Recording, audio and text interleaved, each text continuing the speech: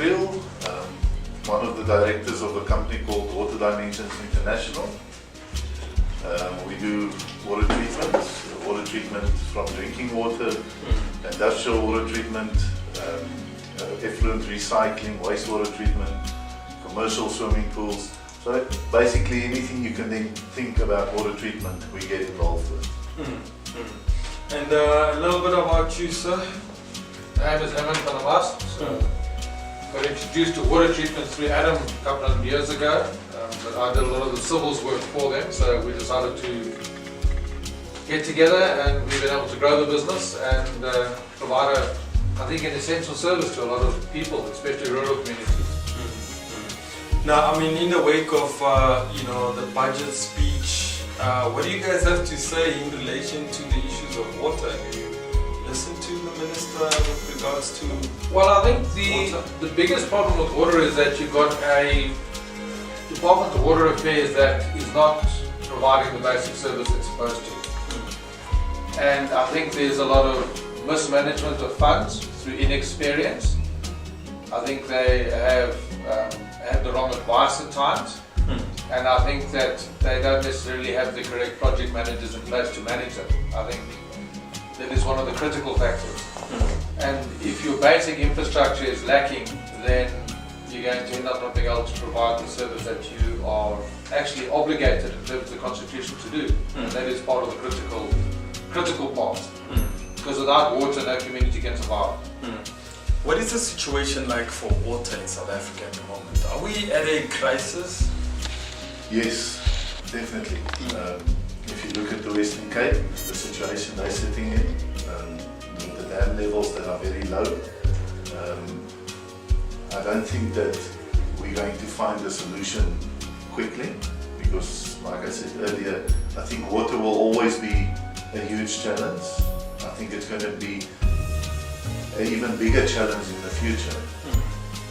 But the only thing we can do to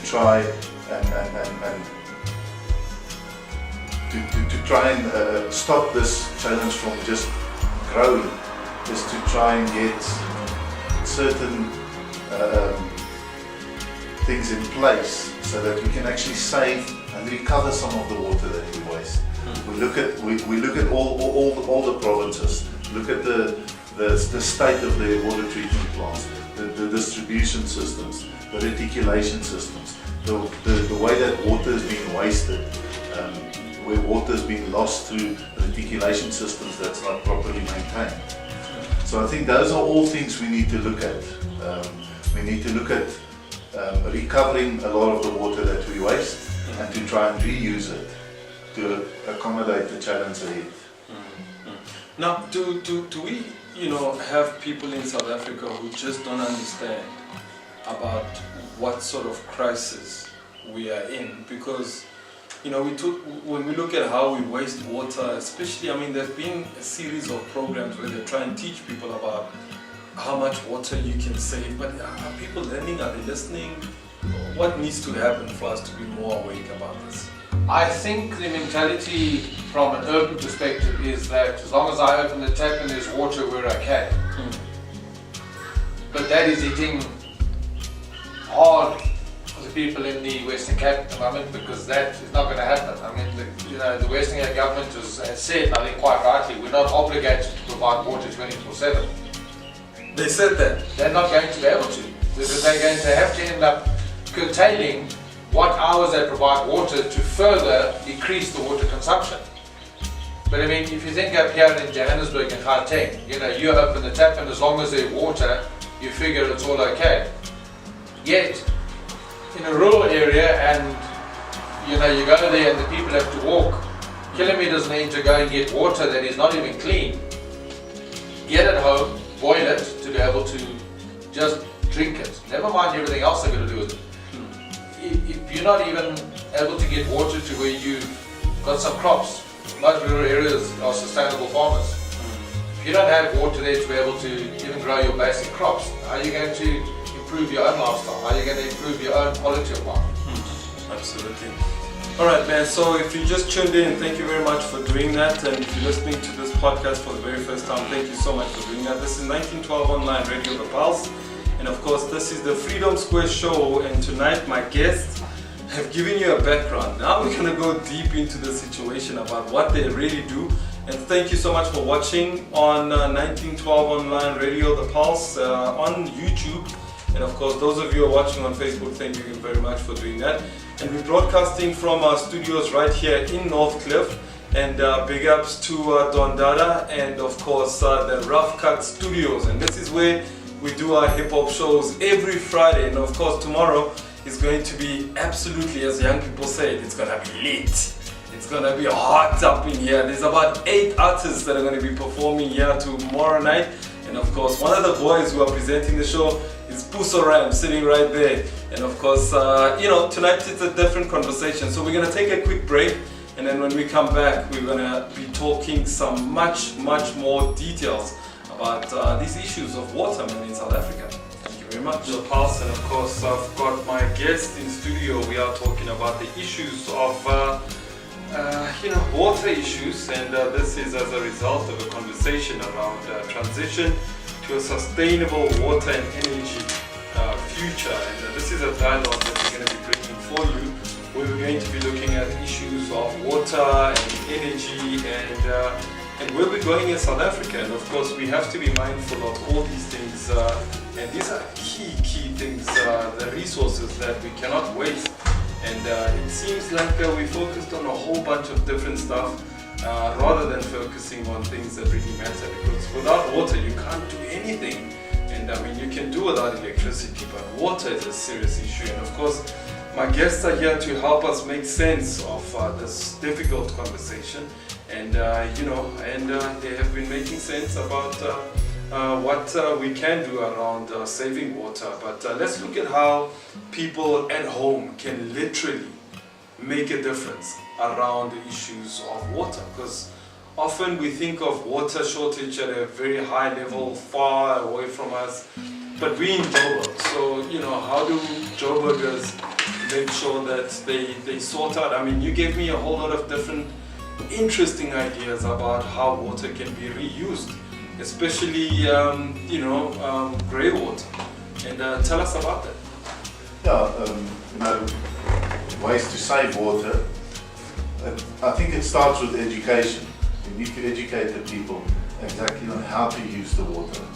I think in the past we just opened the tap and the water was there and we used it. Herman was making a comment earlier about brushing your teeth with the tap running. It's a lot of water that's been wasted while you brush your teeth. You can close the tap while you brush your teeth and then open the tap again when you rinse your mouth. But I think also looking at the water that we use for a household, if you separate grey water from black water, now your grey water normally comes from your washing basins, from your bath, your showers, the washing machine, dishwasher, things like that. If you can separate that water and you can recover that water, it could be used for irrigation or for other purposes, for flushing toilets and so on, which will then save on the incoming water, on the main incoming water that you use. And it would also, at the end of the day, cost less when you've been billed, because the more water you use, the more you pay, because you pay in different brackets of water. So if you use less water, your bill, your account at the end of the month will be less as well. But that sounds like a resident has to fork out some money to definitely put in the whole system and change your whole pipes. And what is the initial cost, especially for new houses? Because new houses are going up, new complexes are built. You have this knowledge. Why are they not building differently going forward? I think it's a mindset still. Yeah.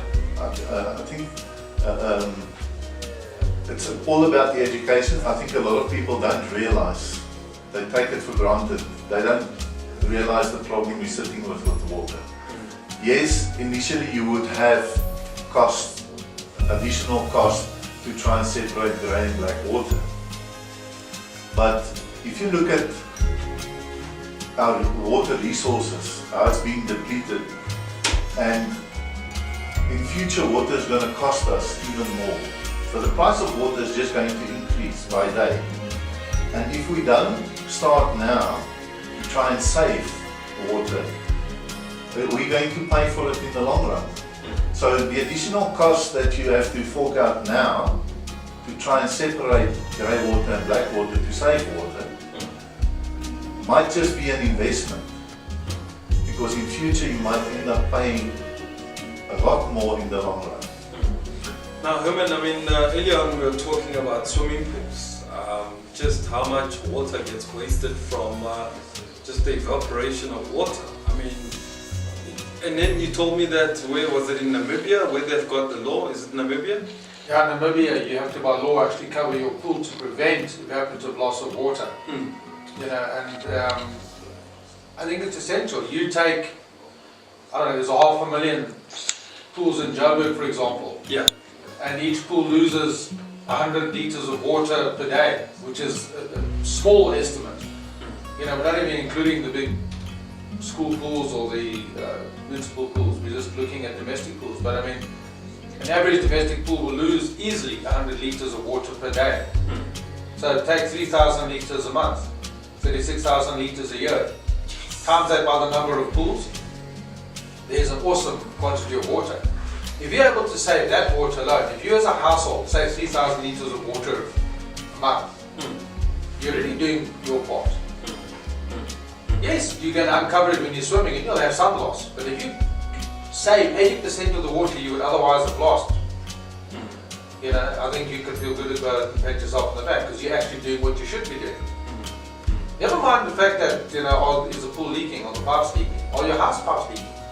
You know, do your homeowners actually check whether or not their water bill is correct? You know, if your pipes have been put in 40 years ago, I guarantee you there's leaking pipes somewhere. And people always complain about their water bill, but we never really know. You know, and yes, there's a cost, but you know, you can do a fairly inexpensive test on your piping to see whether or not you actually are using all that water, or you're losing half of it because your pipes are leaking. But how do you do that? I mean, are there companies? Your average plumber will be able to help you out with that. You know, you can, these days there are meters to actually detect where the water is leaking. Yeah. You know, and for an average household, that's not a problem. You know, people say, oh, but you know, I've got to dig up all my pipes and replace it. Maybe not. You know, it might be a connection that is gone. And on bigger systems, there are actually ways to seal pipes in situ at the moment. Now, it's not always cost effective, but it's cheaper than having to dig it up and put new pipes in. You know, and it's that same thing goes. And on swimming pools, you know, people backwash their swimming pools. So an average domestic pool that you need to backwash once a week to make sure that the filtration system works properly, you're using about 500 to 700 litres of water a week. If you now go buy a small tank for a 1,000 litre tank, and you backwash the water and you pump that water into there and you let it settle, and you then put 80% of that water back into your pool before you do the next backwash cycle, and you only lose the last, say, 10 or 15 or 20% of the water that actually has the dirt in it because it's now settled. Yeah. And you run that away down the sewer system, and you then pump that 80% of that 700 litres back to your pool. When you backwash again, you're actually using the same water again. So 700 litres a week times 52 weeks is another calculation. So people say, yes, but I need to go and spend money on a JoJo tank and put some piping in, and that might cost me 3,000 rand to do. Yeah. But guys, that 3,000 rand is nothing compared to the cost of the water over the whole year. Yeah. Yeah. So it's relative. You know, like as you speak, I feel so bad because I feel, because, you know, these are the things I just experienced about a month ago, where, you know, just so much water loss just from the pool. And yeah, my water bill was crazy. But you've given me a lot of ideas, and I'm sure Joburg Water loves you because you're just paying. You know? Yeah. So I mean, you know, these are things that more people need to be able to hear about, so that more and more people are aware about. Now, I mean, what are some of the projects that you guys have worked on that are like some of your flagship projects, your biggest projects that you guys have done? Well, the projects we work on projects from domestic sized projects right up to quite big projects in the sense of, when I say domestic size, small water treatment plants, anything from 200 liters a day to something like 2,500 cubes per day, which are all water treatment plants, drinking water, processed water, so it varies. Some of the bigger projects we've worked on is like I said earlier, the project that I was involved with, where we did a water treatment. Well, we had a client with a plant and a village where they had 60,000 liters an hour to feed both the plant and the village. In peak times on the plant side, the village would be without water. When it's peak time in the village, the plant would be out of water. So what we did is we designed a system taking into account their water mass balance, and we designed a system where we could feed from the 60,000 liters an hour that they got, 50,000 liters an hour to the village, which was sufficient for the village at all times. And the wastewater that came back from the village, which ended up in the wastewater treatment plant, was treated, and the outflow from that wastewater treatment plant was then treated through a secondary treatment system to provide processed water for the plant, because they didn't need potable water for the plant. They only needed processed water quality, which in fact we increased the water supply by about 25%. Because now they had 50,000 liters for the village, and they had 36,000 liters for the plant, all coming from 60,000 liters that was fed to them, the incoming water. So those are projects which you can save a lot of water. We've been involved with projects where, all over the world. I've done a project in South America where we were treating 187,000 liters an hour of processed water. Yes. Of which only 20,000 liters an hour was for drinking water, the rest was processed water. And it's also cheaper treating water just for process than treating it for potable water. The process works out cheaper. So, you were showing me some images, and before we talk about that, because I found it so interesting, seeing how you've cleaned water in villages, and it was an emotional picture you shared with me, that moment of that young girl bucket, when you filled that bucket of water. It's amazing, it's something we take for granted. We open the tap, the water runs, we close the tap. What's the deal, we do it every day. I've spent time in the Eastern Cape in the mountains with a small water treatment plant. We were treating about 1,200 liters an hour, which was a system that a mobile system that we just took into the mountains, and we set it up at a local stream, local dam or whatever, and then started up the system, and you get the village, the people to bring their buckets, and you clean the water for them. And it's amazing when they all line up with buckets, and one girl I will never forget, a 25 litre bucket, a white bucket. So you should be able to see the bottom of the bucket through the water. I filled this bucket for this girl, and she looked at me in a strange way, and I thought something's wrong. And I asked her, is something wrong? And she said to me, I can see the bottom. Now, then it makes you think. You come every day to fetch water with that same bucket, fill it with water, but you never see the bottom. Now one day, you get clean water, and you can actually see the bottom. That makes a difference. Absolutely. Yeah. So there's a lot of good that you guys do. I mean, changing people's lives. I mean, water is a big business. But is it a business people can get into? Because I mean, if you look at the unemployment rate, I mean, we are sitting in a situation where we're in a crisis again. It is a business people can get into, but they're going to be able to need to get some sort of formal training in it. You know, you can't just waltz in and say, I'm going to put in a treatment plant, because there's a fair bit involved to it. You know, we've seen some horrible plants being put up and, you know, by people who had experience. But these days you find there's more and more scope for that sort of work. You know, even in urban areas, you get new developments that are going up where they are taking into account reusable energy, reusable water. So they are putting up, I don't know, 300 houses or 300 apartments, but they are going to reuse a lot of the grey water. So into the development cost they're putting this in.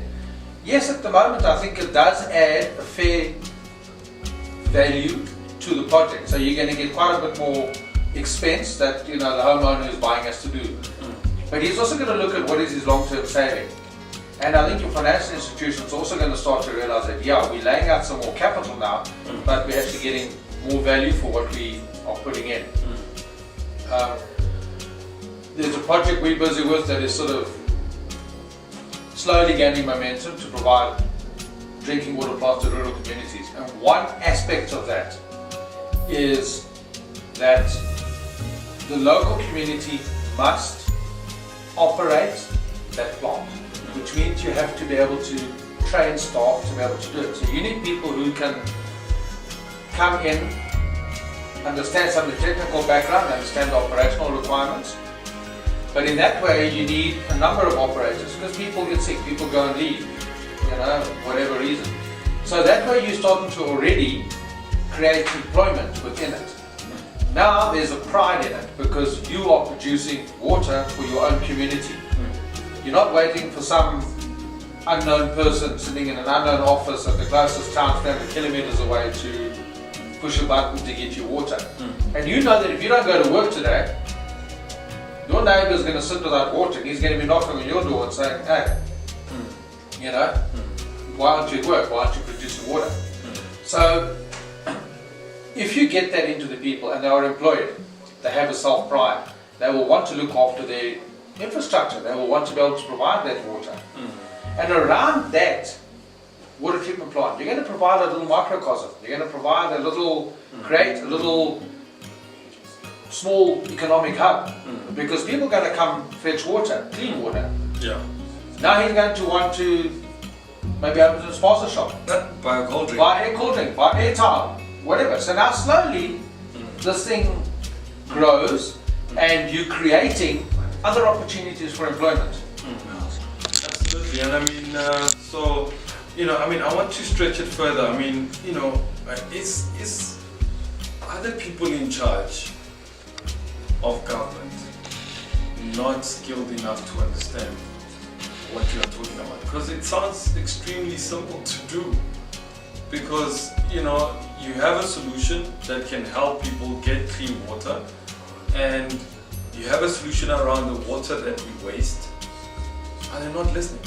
You have a lot of skilled people that do sit in the various government departments. Yeah. But they're not necessarily the people who get to make the decisions. A lot of these decisions are political decisions, so that practical solutions don't get implemented because it's not politically expedient for whatever reason. Okay.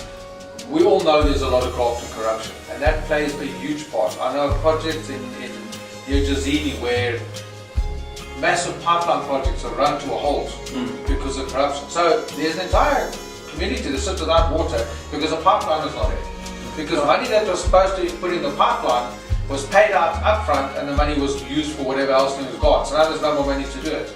So we know that we have to educate people. We know there's a lot of inexperienced people, but you've got a lot of people that have come up and that are clever engineers now. A lot of people that are willing and able to do the work, but there has to be the political will to implement the correct steps at the correct time. And that, I think, is part of the bigger problem.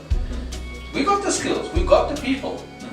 You know, you've got your clever engineers. We work with consulting engineers on a project, you know, up in the Marika area, and the guys that were running the project were astute and they were clever enough. But someone above their head, or someone else has to make a decision elsewhere, is making an incorrect political decision, and the project starts to lose its impetus because now someone feels he's not getting the credit he needs for it. But you know, it's wrong because the entire community now suffers because someone feels he's being left out. So you need to, they have to take the politics out of it and look at it from a pure supply and demand perspective. We need to commit to providing clean, potable water to people, and in order to do that we need to put these steps in place, regardless of whatever political ramifications there are. You have the expertise. You've got engineers in the government departments, you've got water engineers that are able to work there. And a lot of them will voice an opinion that is unpopular because it rattles cages and then they get sidelined, unfortunately. Absolutely. But there's the qualifications, there's the expertise, no doubts about it. Locally, you don't have to go across the border to another country. Yeah. I'm glad to hear that because, you know, often people think, you know, with people always shout skills, and especially around the issues of engineering and, you know, what you gentlemen do. I mean, there's not a lot of young people also we have felt that are actually getting into the game, and you know, one of the bigger problems is that you'll have young qualified engineers, but they cannot run big projects. Yes, they've got a qualification, they have a degree, but they have no experience. Yeah. So you have to give them chance to grow into the position. You have to give them chance to get the experience to be able to handle and manage bigger projects. And the only way you can do that is mentorship, is to put people who've already done it in charge so that these youngsters can learn and come up. You know, I know everybody who comes out of university and is 25 and has a degree thinks he knows. You know, he's got all the theoretical knowledge, but he's got no practical experience. And that unfortunately is the case. If you then have somebody who has got 20 years of experience and you put this youngster with the older guy, give him 10 years. 10 years time he'll be able to run a project because now he's had the mentorship, he knows where he's going. But the youngsters just want to jump into it quickly. Look, unfortunately, I think part of the problem with the youth of today is they all want to come out of university and be where their parents are when they are 40 years down the line. They all want to come out and have the big car and the big house, and that doesn't work. You know, you've got to realize that you don't start life with a bang. You grow into a position, you grow into maturity, and with maturity comes experience. With experience comes the ability to actually manage projects and the ability to have learned the hard way. Yeah. No, absolutely. Just to come back, you were saying, do we have the expertise to handle the water situation? If you look at the projects we're doing from South Africa in other countries, you know, we've done projects up in Africa. I can in just about every African country, from drinking water, processed water, the mines, sugar mills. There's hundreds of them, thousands of them. Now, we won't be able to do those if we don't have the expertise here. The technology is there, the expertise is here. It's just we need to get the right people in place to make the decisions so that it can actually be implemented. Herman was mentioning about a project in Groot Marico, and what was sad for me on that project was that the local operators on site looking after the system are half left on their own to work and operate and produce water, and when a storm comes down and the raw water condition changes and there's a bigger load on the plant, they don't get any support to make the necessary adjustments in order to keep the water clean. Because there's a person in charge of them that sits 200-300 kilometers away, and they don't even see that person, say once in 2 months, you know. So those are also things, and it's difficult for those people then to operate the system like that because they don't get any support. When the chemicals are not delivered in time, who do they speak to? They just get told, no, but it will come. But it's not, it might only come 2 weeks late, you know. So those are the things we need to look at. If we want these systems to operate properly, enable them to operate these systems. And I think that support coming from higher up is also not there at times. Absolutely. All right, man. So if you are listening to this podcast, thank you very much for listening into 1912 Online Radio, The Pulse.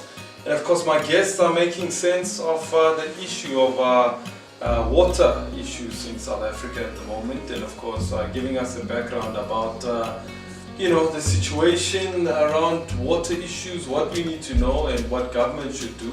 So we're going to take a quick break. When we're going to come back, we'll wrap up our conversation with our two guests and of course share with you the ideas about what you can practically do.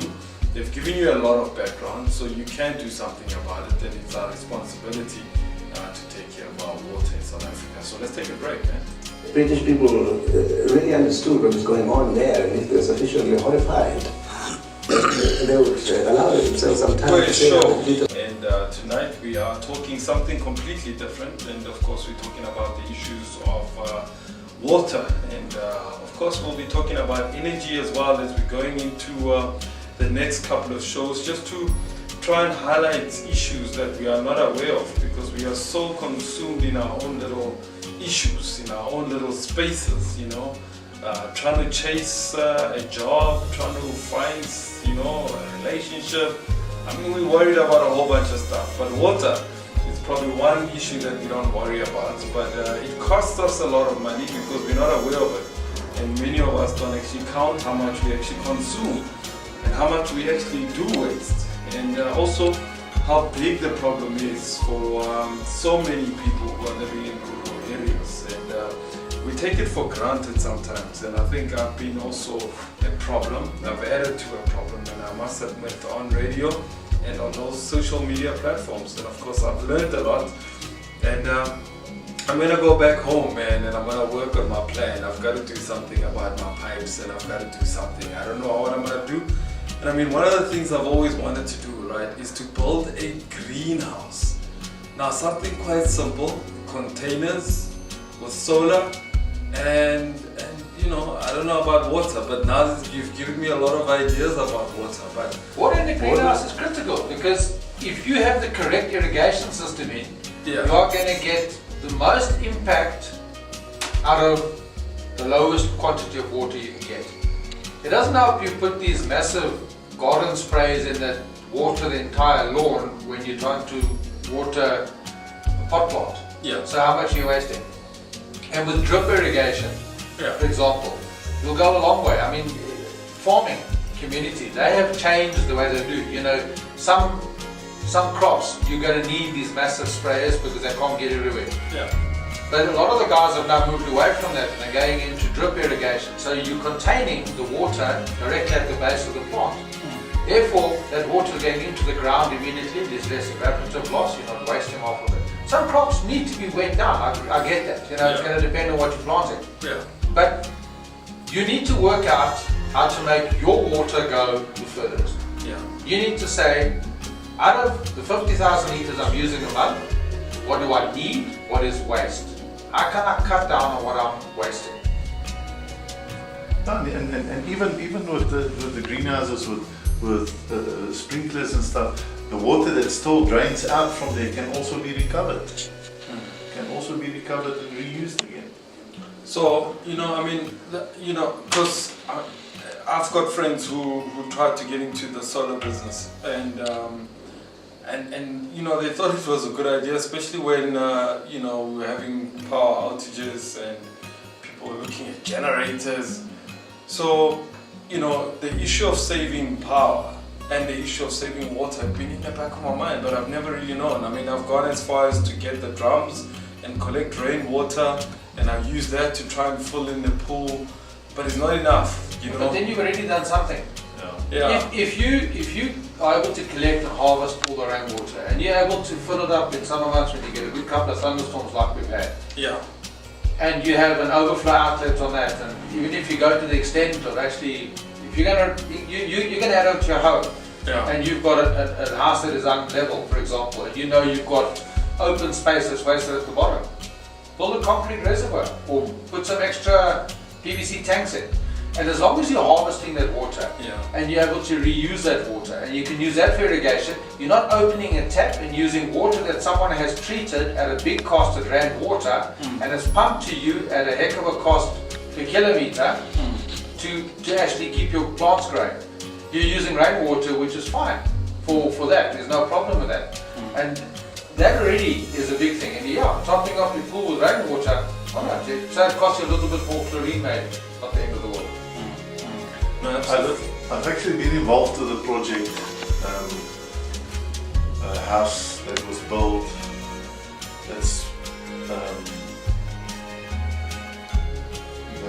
the house was built with 40,000 litre storage tank underneath the house. Yes. All the downpipes from the roofs and all the runoff rainwater was fed to 3 of those tanks. And then obviously the tanks had an overflow should the water be more than the tanks could handle.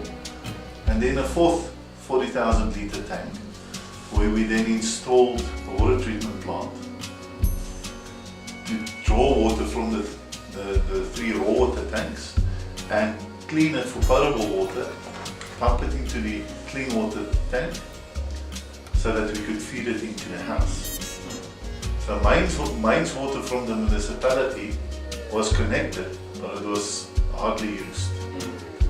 Because with 160,000 litres of water spare capacity, you're not going to get to using the mains water. And the water that we cleaned, in the clean water tank, we had a circulation system that polished the water all the time to keep it clean and to make sure it stays a certain quality. So, and that whole house was also built with solar panels. And the power generated from that house, the excess power was fed into the grid, was sold back to Eskom. What? Yeah.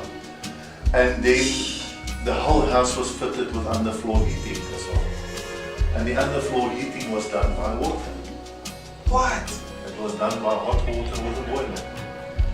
Yes, that's like my dream house right there. There are- Come on now. There are plenty of ways, there are plenty of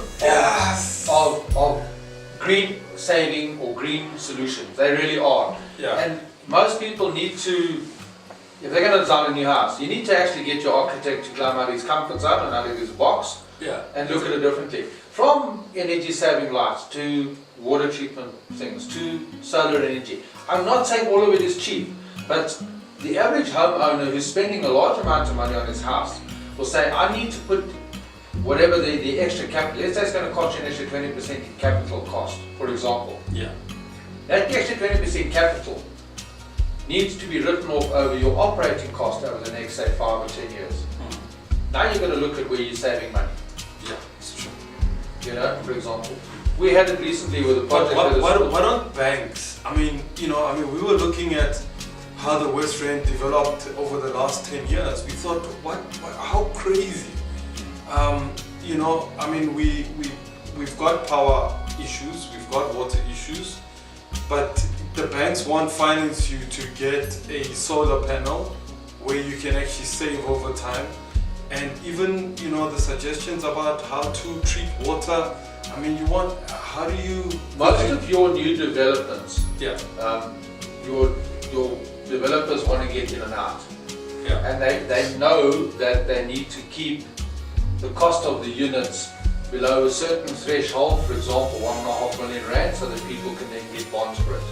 Because the minute that unit is going to cost more than that, it becomes more difficult for people to raise finance to be able to purchase the property. So they put in the bare minimum to keep it at that level, and they have to provide that sort of service. But if it becomes a must-have, not a nice-to-have, that cost on those elements will come down. And if they are planned correctly on development, I mean, you're putting in standard apartments. So the cost of changing your plumbing slightly, which while you're building is not a big issue, after the fact it's a massive issue. But the cost of them putting in a smaller treatment plant there, spread across 300 units, what is the percentage it's going to add per square meter to the actual development cost? They've got to look at those things. And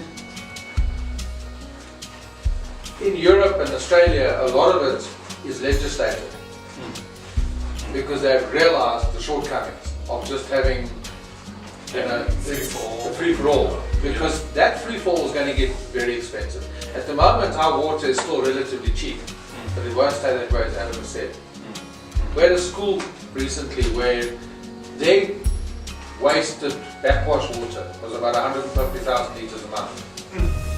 Now we've got recovery tanks in place, it gets pumped back into a holding tank and they're able to use it for irrigation. That's more than 1 million litres a year. Look at the cost of that water. And keep in mind that the irrigation tank they used to fill with mains water, and well, a combination of mains water and bore water, but there was mains water going in there as well. So, which means now that stops. So they save on the mains water again. So, gentlemen, I mean, I've got one last burning question, and I could never understand. Nobody's been able to explain this to me properly. We've got Durban that had a water issue. Now we've got Cape Town with water issue. They've got the sea, for goodness sake. What are we not doing right? I mean, Dubai has already turned that salt water We're into not following drinking water. international trends. It is an expensive process to do, Yeah. but only because it's not done mainstream. Yeah. And that's really what it is. And it is power hungry. You need a lot of power to do it.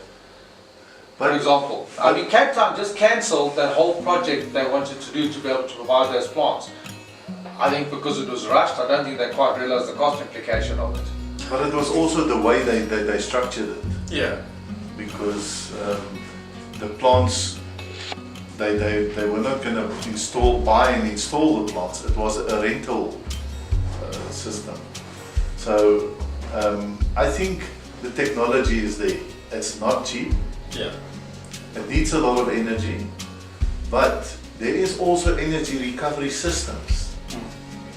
And if you look at, we've done 2 reverse osmosis plants, desalination plants in Mauritania, Yeah. in the desert, where we were running at pressures of 67 bar. The energy you need at that level of pressure is quite enormous.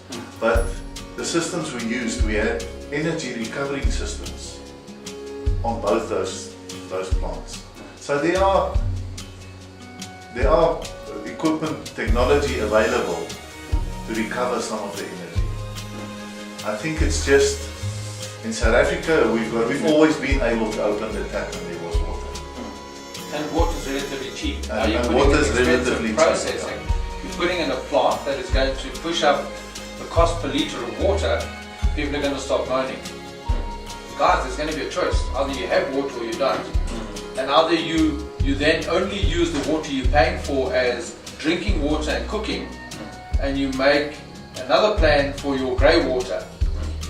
And you go to a lot of, I mean, Dubai is case in point. That's exactly what to do, because there's no fresh water. So take it or not, but that's the water you're going to use.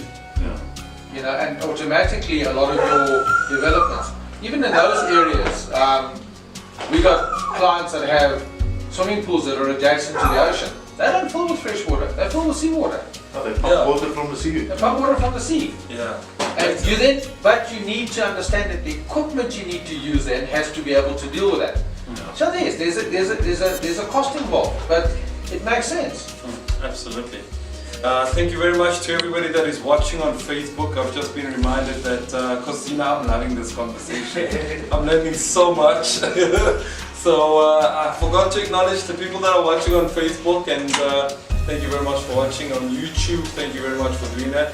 And so we are on 1912 Online Radio, The Pulse, and of course We've come to the end of our conversation with the two gentlemen, and of course Herman as well as Adam, and they've imparted a lot of knowledge. And so what I'm going to do is we're going to finish off these 20 seconds, and then I want you to say your final goodbyes, and then we arrange how we're going to meet again and speak again, because I think these conversations need to expand a lot more as well.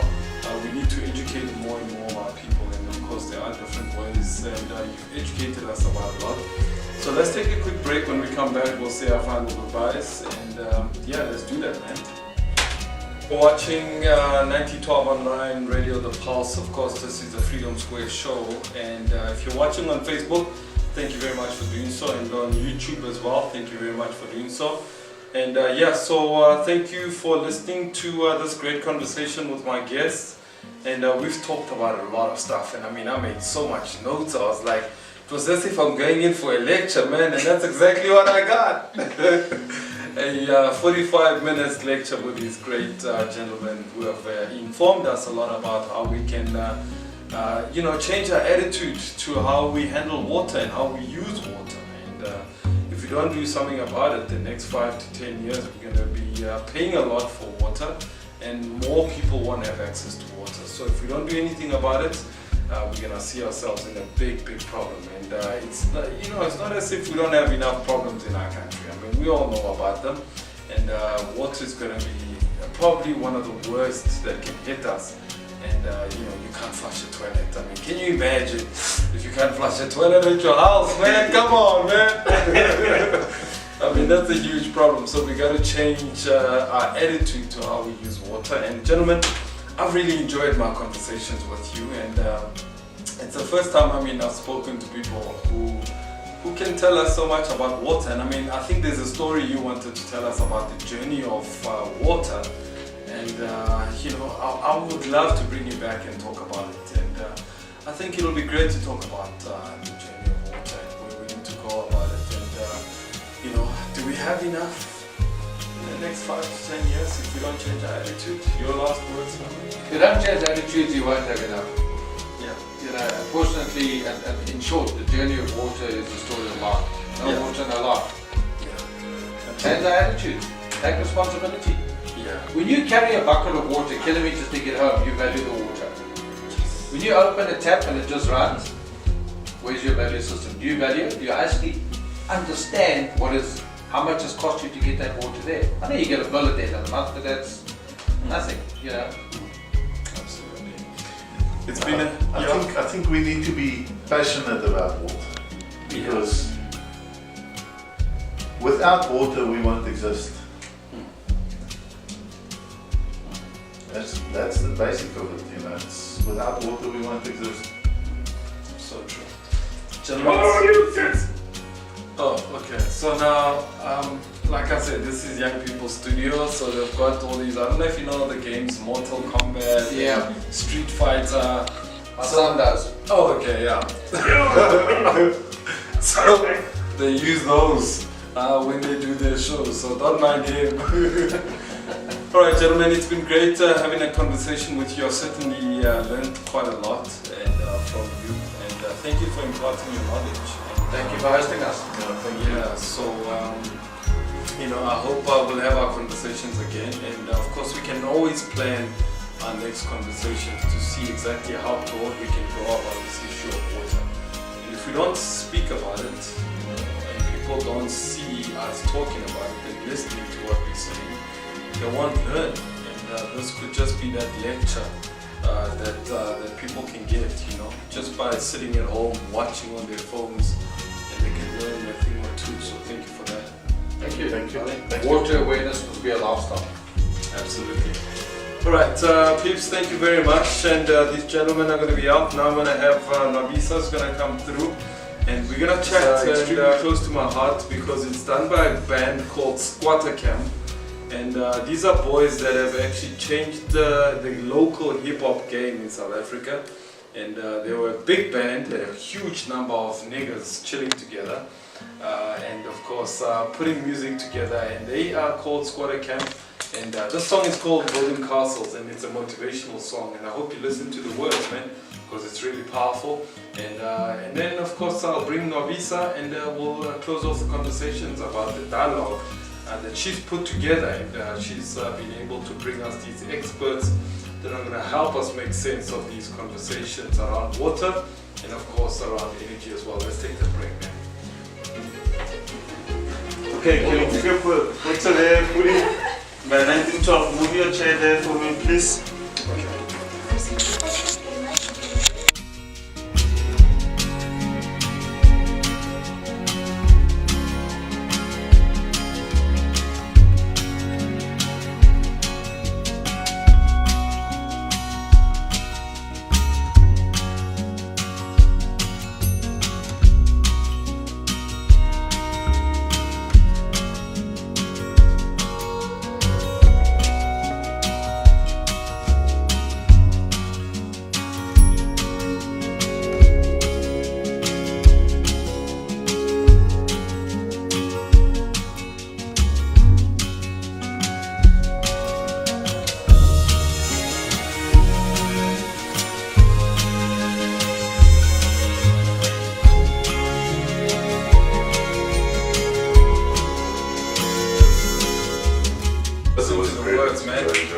Because those are some really powerful words from the boys of Sqaure Camp, and of course they set the trend for hip hop game. And yeah, so my next guest is here, and of course Nwabisa, she's here. Okay, this lady I've been working with for the past couple of weeks. We've been talking on email, talking on WhatsApp about all of the stuff, and yeah, man, how you doing? I'm good, I'm good. Yeah, Something's happening and it was such a good dialogue. So Yeah. yes, very excited. Did you enjoy it? I did. Is it what you expected though?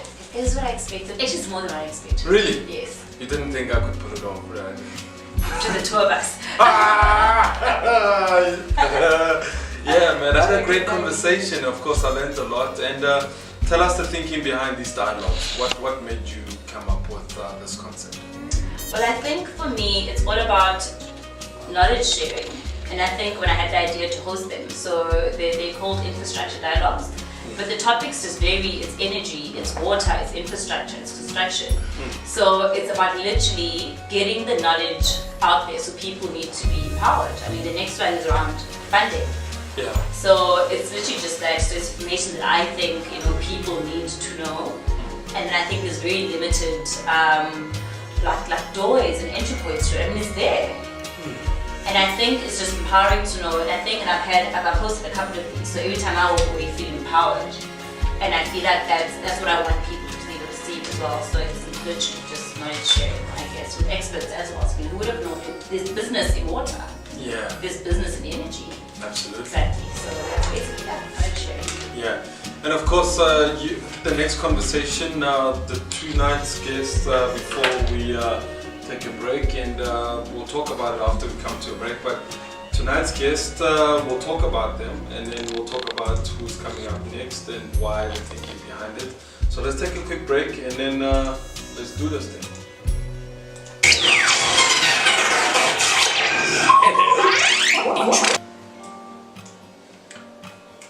Alright, man, so we're celebrating the birth of O.R. Tambo, who is a revolutionary struggle icon. My gosh, do I miss leadership of O.R. Tambo and Nelson Mandela. Oh my gosh. Alright, so we're celebrating him this weekend. He would have turned 100 years old, and of course we saw the statue of O.R. Tambo going up at the airport, and so yeah, man, the great O.R. Tambo, who was the glue between the African National Congress during those dark days, man. And of course, so this weekend it's going to be a lot of activities in and around, and of course there's the sports games that are taking place at the Ekurhuleni, and so it's going to be a lot more happening around the country to celebrate this great icon. And of course we've seen how people have been using these O.R. Tambo memorial lectures to score their own political points, and of course that's the nature of our politics at the moment. We know we're building up to the election conference, and of course we'll bring it to you right here on this platform, where we are going to bring you a couple of presidential hopefuls as we build up to the conference. And only on 1912 you'll be able to get all these leaders educators that will come and speak to us on the Freedom Sqaure Show. So, alright, my guest tonight is Nwabisa. We are talking about the programs that she's put together to try and educate us about the issues of water and energy in our country. And so, Nwabisa, the guests you brought tonight, they talked about extensively the issues of water. The next one, we are looking at energy. What can I sort of expect? I think there's one extra water one because I think he's an inventor, so he's invented a water harvesting shoe. What? So he's very passionate about water harvesting, water irrigation. So hearing him speak and taking the ideas he has on the tube. So I think we'll have one more water and then we'll move on to energy because I think that's another interesting topic to have. Cool. So the discussion on energy, I think as a country, we're talking about either is it renewable or is it nuclear? So then I thought, why not have that discussion around that? And I think having engaged the speakers, it's actually quite a robust discussion to have, and they've got interesting points of view with regards to energy and what's best, what's the benefits, what technologies are out there. So then let's have a conversation about it. So that's what we're having. Do you think the nuclear deal is going to be signed? I think it's already signed. But that's a conversation for another day. Controversial statement. Yes, conversation for another day. We'll broadly we'll have a broad discussion on energy. Yeah, absolutely. And tell us about your company quickly before we say goodbye, and where people can, get a hold of you and what services you offer and how they can use you, not in that way, but more in a business way. Yes, expertise. Okay, so Nwabisa is a consultant and founder of Sqaure Consulting. So broadly what we offer is IMC strategy, which is integrated marketing communication. Yeah. We offer marketing solutions, marketing strategies, we offer designs. If you're looking for CI, if you're looking for graphic design, we offer that as well. We also offer strategic planning. So, and I think where I identified the gap is within that SME space, because I think there's this whole perception that marketing is expensive.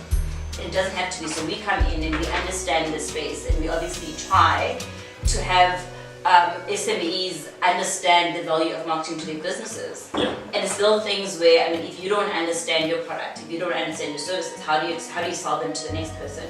So we assist with that, and then we also offer, we're part of an advertising agency, so we literally offer like a full advertising solution. So if it's a TV ad, radio ad, we're able to offer you that. Yeah. Market research as well, so quite quantitative, qualitative. So if you're just looking for surveys, we can do that.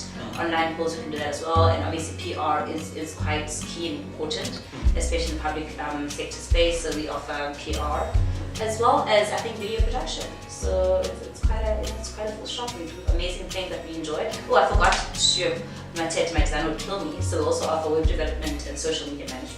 Oh wow! So so quite a full shop. So That's a lot of amazing product things. services, but I'm sure there's a lot of business you can get. Politicians do need social media management. They do.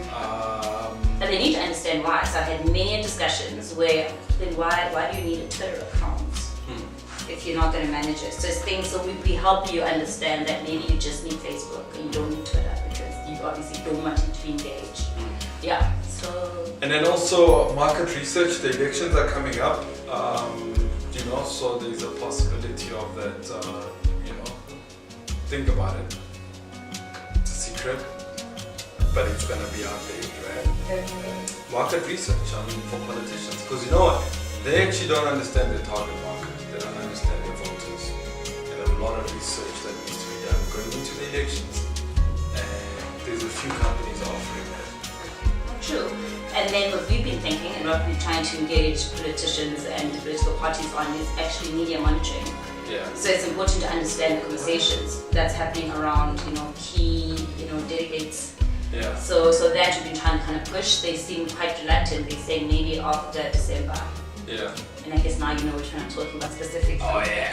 Okay. But I think broadly it's important to know because then you know exactly what's been said about you from an editorial, broadcast and social media. Yeah. So I think and the tools are there, the systems are there. So why not understand the conversation? Where can people get a hold of you? So they can get a hold of me on info@sqaureconsulting.co.za. Alright. And of course, our first guests who are here, Herman and Adam, you can get a hold of their company on www.wdigroup.co.za. Go to their website and look at some of the wonderful projects that they're working on. And of course, they were telling me offline about these amazing products and that they're doing to help our communities in rural areas. And some of these things we take for granted. And I always like to be clapped on the head just to be woken up so that I can appreciate the smallest things. And I'm sure you must have also been clapped on the head tonight. But every time I host conversations, I feel like, wow. Like whoever thought a water conversation would be so interesting. Yeah, absolutely. And I think when I met the gentleman, like I was sitting in that room thinking, wow, this must happen. Yeah. And they'll tell you how we've gone back and forth. And I was like, it needs to happen. So it actually happened. So thank you for partnering with us on this dialogue. And thank you to the gentleman for, agreeing to assist and sharing their knowledge with us. So very interesting. Yeah. Content and information that's out there. So we'll bring it to the people. So that's what we plan to do. Yeah, it's been great chatting to you, and big ups to you and your business. And so I'm proud to see a strong black woman just fighting the battles and just carrying on. And anybody that's just trying to survive South Africa, because it's tough out there, And if you're running your own business, you're doing your own thing, you at least contributing to our economy. So I appreciate it. And thank you so much for organizing these dialogues, and I look forward to that. I'm learning a lot, so I appreciate it. Cool. Alright, man, so we're gonna say goodbye on our video on YouTube online, 1912 Online Radio The Pulse. You can get us there. On Twitter, you can get all the videos. We'll post everything on Twitter. And check us out on 1912 Online Radio The Pulse on Facebook. Check out all our pages, man, and you'll be able to get this podcast. You can get all this live streaming or the show. We'll play it tomorrow between 10 and 11. And of course, you can catch us on 1912 Online Radio The Pulse. And I really appreciate it. And big ups to the biggest cameraman on the land. He never gets a lot of props. And I'm going to give it to him, man. That man has done some great work right there. You don't see him, but I do. And he's the man that's behind a lot of our HD quality videos, man, on YouTube, on Facebook. He's been pumping it up. And big ups to this man right here, Puso Rams, who's been running the technical aspect of the show. And I appreciate it. And big ups to everybody that has been helping me, Don Dada and Rough Cut Studios. And of course, this is where it goes down. Every Friday, there's a big party up in here. Young people do some crazy things with music. We're bringing DJs, we're bringing singers, we're bringing R&B singers, we're bringing hip-hop artists, and they come in, they perform right here. And of course, look forward to seeing Hip Hop for Life on possibly the biggest TV stations doing hip-hop, man. These are the hosts on that platform. They're changing the game. And watch out for 1912 Online Radio. We develop young people. And listen to hip-hop. And of course, we're playing out with Tupac. And this one is called Changes, man. And we gotta make a change. We gotta be the change we wanna see in our world. And we have to contribute to a better South Africa, man. We have to be. We cannot be angry all the time, man. We can't do that, man. So this is 1912. I'm signing out, man. I've got people going down to Durban. And I gotta catch up on them, man. And big ups to the community of Riverlee for bringing together young people who are addicted to drugs, and now they're going to get help. And I'm sure they're gonna watch this now, man. And thank you very much to that community of Riverlee, Benistoli, everybody, man. I know they're probably wondering where I am right now. Big ups to all of you for doing a fantastic job. 20 kids are going to receive help at Kwasiza Bantu. They are heroin addicts, they are cocaine users, they are nyaupe users, they are thick users. You should see the pictures, man. They look so bad. And God bless them for taking a step like this to change their lives. And of course, we do our best at 1912 Online Radio. They are probably in Durban now. And they're in Durban right now, so I got to check up on them. Thank you very much for watching on 1912 Online Radio. And may God bless you, man. Cheers.